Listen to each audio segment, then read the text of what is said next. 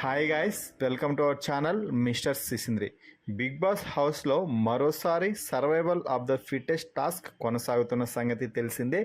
గత వారం survival of fittest టాస్క్లో భాగంగా బిగ్ బాస్ 5 ఛాలెంజెస్ ఇచ్చాడు.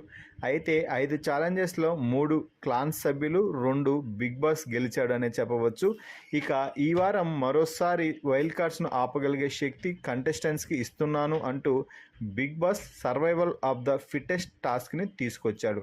అయితే ఈసారి వినూత్నంగా కేవలం సర్వైవల్ ఆఫ్ ద ఫిట్టెస్ట్ టాస్క్లో భాగంగా 3 ఛాలెంజెస్ మాత్రమే ఇవ్వడం జరిగింది. ఇక ఇందులో భాగంగా 3 ఛాలెంజ్ల్లో మొదటి ఛాలెంజ్లో ఇద్దరు ఓటమి పాలయ్యారు. నిఖిల్ కానీ విష్ణుప్రియ కానీ టాస్క్ని సరైన సమయంలో పూర్తి చేయలేకపోయారు.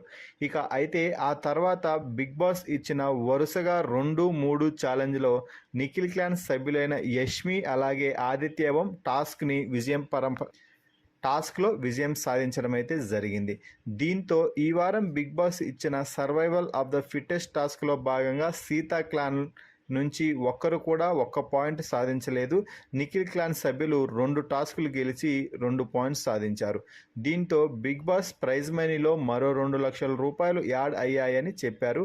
అలాగే ఈ విజయంలో కీలక పాత్ర వహించిన నిఖిల్పై ప్రశంసల జల్లు కురిపించారు. నిఖిల్ మీ క్లాన్ సభ్యులకి మంచి విలువైన పాయింట్స్ అందించి టాస్క్లో గెలిచేలాగా చేశారు. అలాగే మంచిగా మోటివేట్ చేశారు. అలాగే ఏ టాస్క్లో ఎవరు బాగా ఆడతారు అని గమనించి వారిని పంపించి టాస్క్ విజయంలో ముఖ్య పాత్ర పోషించారు అంటూ నిఖిల్పై బిగ్ బాస్ ప్రశంసలు కురిపించారు. అలాగే నిఖిల్ క్లాన్ సభ్యులు కూడా నిఖిల్ మంచి